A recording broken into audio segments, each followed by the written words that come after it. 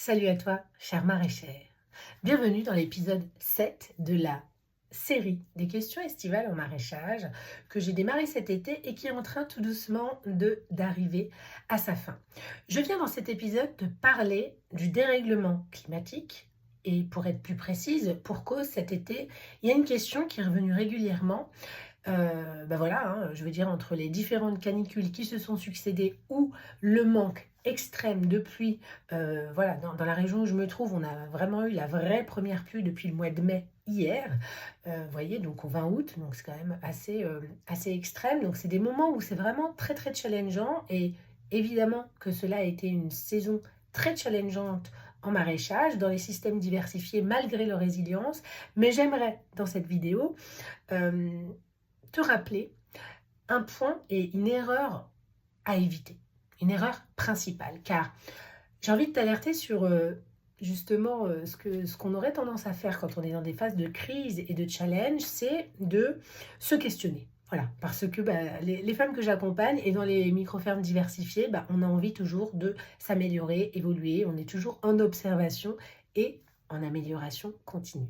Et là, l'erreur principale à évoluer, c'est cette forme d'agitation et de précipitation à vouloir tout changer trop vite.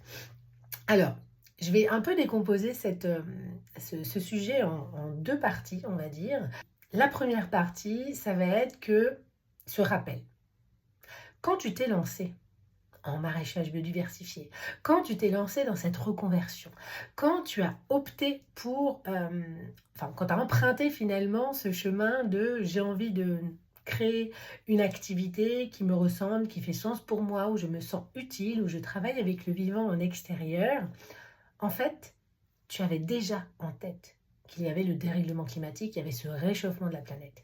Et c'est une des raisons aussi qui t'a poussé à créer et à choisir ces systèmes maraîchers ultra diversifiés. Pourquoi je dis ultra diversifiés? C'est que en général, les femmes que j'accompagne et qui se dirigent vers moi, ce sont des maraîchères qui cultivent au minimum une vingtaine d'espèces différentes, une vingtaine d'espèces végétales. Et c'est sans compter s'il y a une pluriactivité, c'est-à-dire s'il y a de la transformation, s'il y a un atelier d'élevage en parallèle ou s'il y a d'autres productions. Et donc, et c'est sans compter également la variété au sein de chaque espèce qui est cultivée. Et justement, en fait, le premier élément, c'est attention. N'oubliez pas que les micro-fermes maraîchères diversifiées font partie de la solution au dérèglement climatique. C'est d'ailleurs pour cette raison qu'il y a cette vague dont tu fais partie de cette nouvelle génération que j'appelle moi la nouvelle génération d'agriculteurs et d'agricultrices. Alors, on a tendance à l'oublier parce que ça fait déjà quelques décennies maintenant que ce type de ferme a réémergé ou a émergé de façon différente en s'appuyant sur ce qui existait dans le passé, mais en faisant quelque chose d'actuel, si on veut. Maintenant, il est vrai que les défis qu'on a rencontrés, que vous avez rencontrés cet été, ont été vraiment assez marqués, ont été vraiment assez nombreux. Et si comment dire, ça s'est produit durant tes premières saisons, c'est encore plus challengeant et encore plus perturbant. Mais attention, ça ne veut pas dire que ton système est à revoir en entier. Attention à vouloir tout changer d'un coup. C'est un petit peu plus complexe que cela.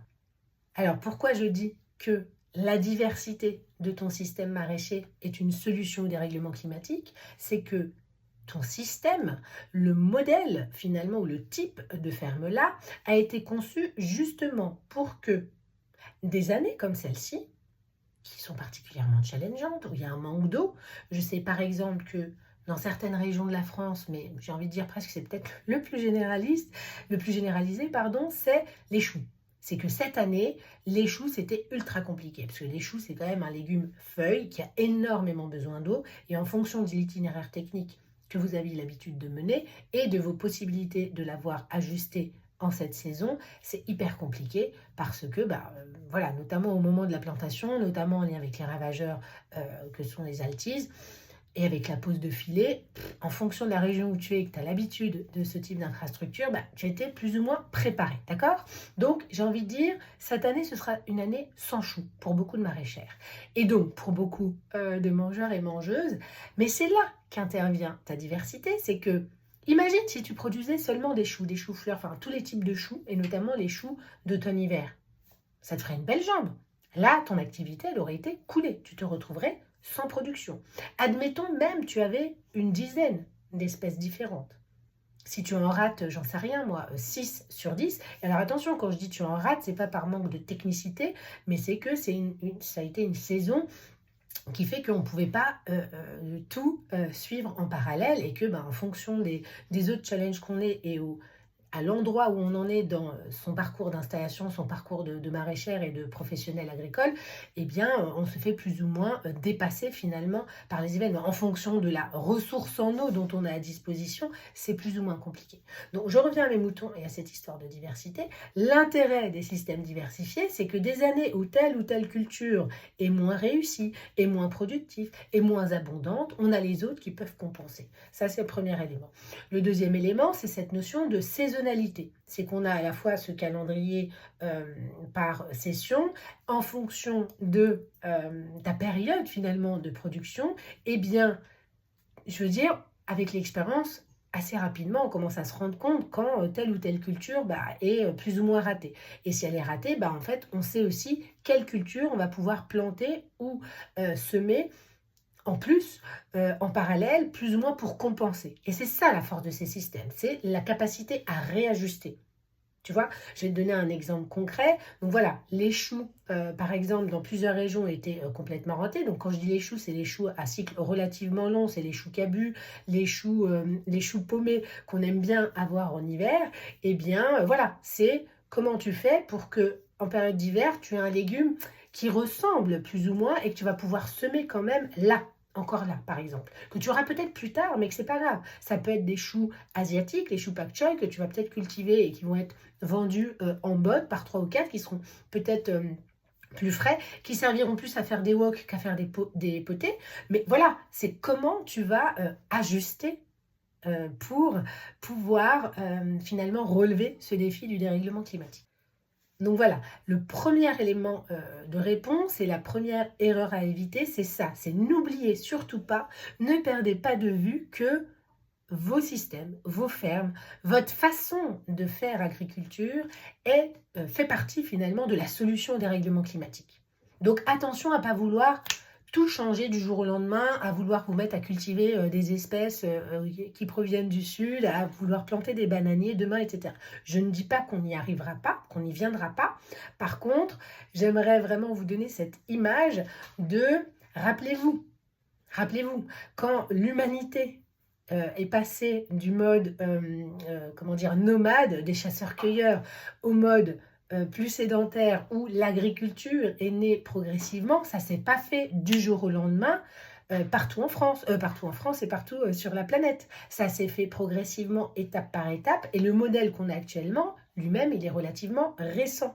Donc vous voyez, la nouvelle génération, votre mode de culture, il est récent aussi d'une certaine manière, quelques décennies, même si évidemment qu'on a pioché, qu'on n'a pas réinventé l'eau chaude et qu'on a pioché dans des savoirs, des savoir-faire et des connaissances qui étaient déjà pratiquées à différents siècles avant nous. Mais là, c'est avec tout ce qu'on connaît, avec tout ce qu'on a expérimenté ces dernières années. On peut prendre 2022, moi c'est une saison que j'ai vécue qui était particulièrement pareil, caniculaire et avec un manque d'eau. Alors pas aussi marqué que cette année, mais voilà, on a vécu quelques étés ces dernières décennies qui étaient des illustrations. Mais on se disait, bon, c'est pas toutes les années comme ça, mais là, on commence à se rendre compte que ça va être de plus en plus récurrent. Donc, attention à ne pas vouloir tout changer. Ça me permet d'aller tout doucement vers cette idée numéro 2, qui est que pour s'adapter au changement climatique, au dérèglement climatique, l'idée, c'est de transformer ton système millimètre par millimètre. Et ton défi, ça va être comment tu agis sur les différentes couches pour pouvoir t'adapter au fur et à mesure. Et c'est en ça que, je le partagerai dans un autre contenu, que selon moi, le changement et la transformation devient une compétence et que c'est ça qu'on devrait enseigner plutôt que de transmettre des modèles qu'on calque. Les modèles sont utiles à un moment donné pour multiplier finalement des systèmes et en ça, voilà, les modèles qu'on connaît aujourd'hui sur le maraîchage diversifié sont hyper intéressants et ont été super utiles. Maintenant, on doit aller un step plus loin, une étape plus loin, qui est de comment on va apprendre à ajuster et à transformer couche par couche. Je m'explique. Donc, tu as une micro-ferme maraîchère, tu produis X espèces. Je vais reprendre ce chiffre de 20 espèces volontairement. C'est comment, pour chaque espèce, tu vas agir, par exemple, sur les variétés. Et là, on va aller encore plus dans le détail et en profondeur. Et là-dessus, c'est ça qui va être intéressant dans les mois à venir, dans la première cohorte qui démarre là au 15 septembre, c'est que on va pouvoir s'inspirer d'une région à une autre. Je sais qu'il y a la région Grand Est, par exemple, où on a développé cette compétence sur la semence paysanne, avec aussi des groupes dans le Jura où on s'est affiné sur comment on fait de l'autoproduction de semences de ferme, tu vois, et comment on va créer finalement une semence et des variétés qui vont être de plus en plus adaptées à notre terroir. Donc là, on va rentrer encore plus dans la technicité et apprendre à caractériser finalement son système de façon pédoclimatique, connaître bien plus son contexte. Ensuite, voilà, tu as un système d'irrigation qui est bêta aujourd'hui. C'est comment tu vas faire pour l'ajuster petit à petit pour faire face justement aux différents défis qui se présentent à nous. Tu as un système qui implique une équipe, je vais l'appeler lambda, une équipe humaine. Donc ça peut être toi et ton conjoint, ça peut être une équipe qui intègre des saisonniers, qui intègre un salarié à temps plein sur l'année. Voilà, tu as on va dire, une géométrie humaine autour de toi et autour de ta ferme. Eh bien, comment tu vas ajuster de façon à pouvoir justement t'adapter d'année en année, voire même de mois en mois au fil d'une saison au dérèglement climatique et les différents défis qui vont se présenter. Qu'est-ce qu'il y a d'autre qu'on peut prendre? Voilà, les différents débouchés. Quel est ton système économique, de commercialisation aujourd'hui et comment tu peux faire pour que d'année en année, progressivement, tu vas pouvoir pallier à ces saisons qui vont être variables, voire même au sein d'une même saison, des variations que tu n'as pas rencontrées précédemment. Tu vois? Donc, on va aller vraiment regarder endroit par endroit dans ton système et dans chacune des couches, on va les regarder très, très finement. Donc, tu vois, ça va être vraiment un travail du détail, mais qui va demander aussi une prise de recul régulièrement. Et donc, c'est ça aussi ce que je propose dans l'ère des maraîchères, c'est faire régulièrement un zoom et un dézoomage. Un zoom et un dézoomage. Ça va être à la fois, ça va être une compétence vraiment recherchée, et une expertise. C'est comment tu fais pour à la fois, quand tu regardes dans le détail, comment tu fais pour à chaque fois avoir en tête ce global. Et ça, il est vrai que quand on est au plein cœur de la saison, quand on est né dans le guidon, où on est vraiment en mode survie parce qu'il faut faire tourner en fait la ferme, l'entreprise, et que le vivant n'attend pas, eh bien, on peut avoir du mal à prendre ce recul parce que on n'a pas l'espace. On n'a pas l'espace ni intérieur, ni mental, ni physique pour dire « Attends, je me pose et comment je vais faire pour ajuster ?» Et c'est tout à fait normal. Et c'est aussi pour ça que ça n'existe pas encore, ça existe nulle part. Donc moi, c'est ce que je propose. Donc on démarre avec la première cohorte le 15 septembre et dans l'écosystème, dans les différentes propositions que j'ai, il y en a notamment une qui consiste à se retrouver de façon trimestrielle, en collectif, mais en très petit effectif, et où l'idée c'est ça. C'est dire, ok, c'est quoi ton problème là aujourd'hui? Et on va aller décortiquer et regarder comment faire ce zoomage des zoomages pour pouvoir te permettre de rebondir dans le feu de l'action finalement, mais avec une forme de stratégie finalement. Donc voilà, si je récapitule les idées que je développe dans cet épisode en rapport avec le dérèglement climatique, c'est que, en fait, tu savais. Et que le principe de la micro-ferme maraîchère diversifiée, c'est en soi une solution au dérèglement climatique et que ça, il ne faut vraiment pas l'oublier. Et te rappeler qu'au moment où tu t'es installé, que ce soit il y a 2 ans, il y a 10 ans ou il y a 15 ans, tu l'avais en tête. Simplement, à l'époque, c'était encore un peu théorique. Tu le vivais une année tous les 3 ou 4 ans, mais c'était relativement théorique. Et là, on est vraiment dedans. On est dedans et en fait, le risque et l'erreur à faire, ce serait de vouloir tout changer. L'invitation que j'ai, c'est de dire, en fait, non. La nouvelle compétence à développer face au dérèglement climatique, c'est plutôt prendre en compte les différentes couches de ton système, qui sont multiples, je le partageais dans l'épisode sur la diversité et complexité, c'est que justement, l'idée, c'est en fait, vouloir tout transformer du jour au lendemain, ça va être justement la pire erreur et le meilleur moyen de t'éparpiller, de t'épuiser et voilà, de te disperser finalement. Donc là, l'idée, c'est de se dire non, c'est comment on va regarder détail par détail et comment faire un réajustement petit à petit de façon à ce que chaque épisode climatique, que ce soit une canicule, que ce soit un épisode de grêle, que ce soit voilà, plein de choses, le climat, on ne le maîtrise pas et même les algorithmes climatiques ne suffisent plus, on va dire, à évaluer et à faire comment dire, des simulations de ce qui va se passer. Donc c'est voilà, comment rebondir face aux différents